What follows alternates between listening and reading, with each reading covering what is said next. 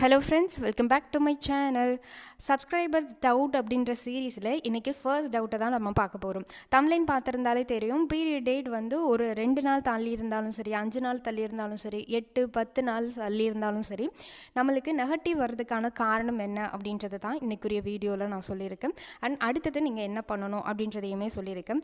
நிறைய பேருக்கு இருக்கக்கூடிய மிகப்பெரிய டவுட், பீரியட் டேட் ஒரு நாள் தள்ளி போனாலும் உடனே கிட் வச்சு செக் பண்ணிவிடுவோம். செக் பண்ணிவிட்டு அதில் நெகட்டிவ் வந்தது அப்படின்னா ரொம்ப ஸ்ட்ரெஸ் ஆகுறது, ஆன்சைட்டி ஆகுறது, இந்த மாதிரி விஷயங்கள் நடக்கும்.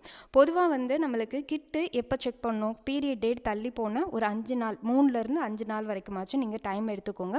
அதுக்கப்புறமும் செக் பண்ணி நெகட்டிவ் வருதுன்னா இன்னும் ஒரு 5 நாள் எக்ஸ்டெண்ட் பண்ணிக்கோங்க. ஏன்னா ப்ரெக்னன்சி பொறுத்த வரைக்கும் அவசரப்பட வேணாம். ஒரு 5 நாள் எக்ஸ்ட்ராவாக எடுத்துகிட்டு அகைன் நீங்கள் செக் பண்ணுங்கள். அதுலேயும் நெகட்டிவ் வருதுன்னா பிளட் டெஸ்ட் நீங்கள் டேரெக்டாக போயிடுங்க. பிளட் டெஸ்ட்டில் எப்போவுமே அக்யூரேட்டடான ரிசல்ட் கிடைக்கும். நீங்கள் கிட் வச்சு செக் பண்ணணுன்ற அவசியமே கிடையாது. பீரியட் டேட் உங்களுக்கு சைக்கிள் வந்து 28 நாள் சைக்கிள் அப்படின்னா நீங்கள் 27 நாள்லையோ 26 நாள்லையோ உங்கள் பீட்டா ஹச்சிஜி ஹார்மோன் வந்து எவ்வளோ இருக்குது அப்படின்னு சொல்லி பிளட் டெஸ்ட் கொடுங்க. நீங்கள் பக்கத்தில் இருக்கக்கூடிய எந்த மெடிக்கல் லேபில் வேணால் நீங்கள் கொடுக்கலாம். இதுக்கு டாக்டரோடைய ப்ரிஸ்கிரிப்ஷனோடு தான் கொடுக்கணும் அப்படின்னா கிடையவே கிடையாது. நீங்கள் எங்கே வேணால் லேபில் போயிட்டு இந்த மாதிரி பீட்டா ஹச்சிஜி ஹார்மோன் வந்து நான் செக் பண்ணணும் அப்படின்னு சொல்லி சொன்னீங்கன்னா அவங்களே உங்கள் பிளட்டை கலெக்ட் பண்ணி அவங்க செக் பண்ணுவாங்க. அங்கேயே எல்லா ஸ்பெசிலிட்டிஸும் இருந்துச்சு அப்படின்னா 3 மணி நேரத்திலே ரிசல்ட் தெரிஞ்சிடும். இல்லை அப்படின்னா ஒரு சில இடங்களில் வெளியில் கொடுத்து இது பண்ணுவாங்க. அப்படிப்பட்ட இடங்கள்னா 1 நாள் 2 நாள் ஆகிறதுக்கும் வாய்ப்புகள் இருக்குது.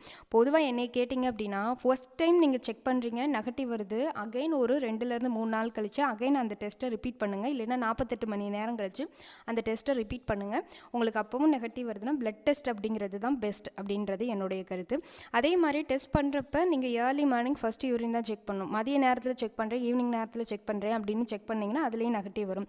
அதே போல் உங்களுக்கு நெகட்டிவ் வருது, ப்ரெக்னன்சி கிட்லேயும் நெகட்டிவ் காமிக்குது, பிளட் டெஸ்ட்லேயும் நெகட்டிவ் காமிக்குதுன்னா வெறுமனே உங்களுக்கு ப்ரெக்னன்சிக்காக மட்டுமே பீரியட் அப்படிங்கிறது தள்ளி போகாது. அது இல்லாமல் நிறைய காரணம் இருக்கும். உங்களுக்கு தைராய்டு இஷ்யூ இருக்கலாம், இல்லைன்னா ஹார்மோன்ஸ் வந்து இம்பேலன்ஸ் ஆகியிருக்கலாம். அந்த மாதம் நீங்கள் ரொம்ப ஸ்ட்ரெஸ்ஸாக ஆன்சைட்டி ஆகி ஒழுங்காக தூங்காமல் அந்த மாதிரி இருந்தாலும் உங்களுக்கு பீரியட் தள்ளி போகிறதுக்கு வாய்ப்பு இருக்குது. ரெகுலர் பீரியட் இருக்கிறவங்களுக்கும் சொல்கிறேன், இரெகுலர் பீரியட் இருக்கிறவங்களுக்கும் சேம் கான்செப்ட் அப்படிங்கிறது தான். உங்களுக்கு பிசிஓடி பிசிஓஎஸ் இந்த மாதிரி பிரச்சனை இருக்கான்னு ஒன்ஸ் நீங்கள் செக் பண்ணிக்கோங்க. எல்லாத்துலேயுமே நெகட்டிவ் வந்துருச்சு அப்படின்னா டாக்டரை கன்சல்ட் பண்ணி ஒரு ஃபர்தர் ஸ்கேன் அப்படிங்கிறது யூட்ரஸ் பண்ணி பாருங்கள். யூட்ரஸில் வேறு ஏதாவது சதை இருக்கா, சிஸ்ட் இருக்கா, பாலிப் எதுவும் இருக்கா அப்படின்றத பாருங்கள்.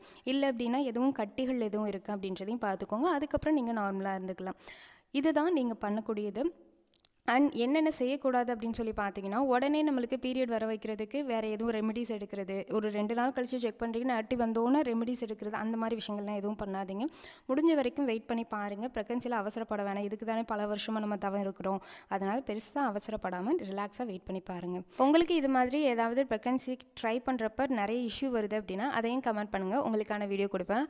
கட்டாயம் நியூ வீடியோஸில் கமெண்ட் பண்ணுங்கள். ஓல்டு வீடியோஸில் கமெண்ட் பண்ணால் என்னால் ரிப்ளை பண்ண முடியாது. ஏன்னா அது வந்து ரொம்ப பின்னாடி இருக்கும். எனக்கு நியூ வீடியோஸ் அப்டேட் மட்டும்தான் முன்னாடி எனக்கு காமிக்கும். மற்றதெல்லாம் நான் தேடி பார்க்குற மாதிரி இருக்கும். அதனால தான் இந்த விஷயத்த சொல்கிறேன்.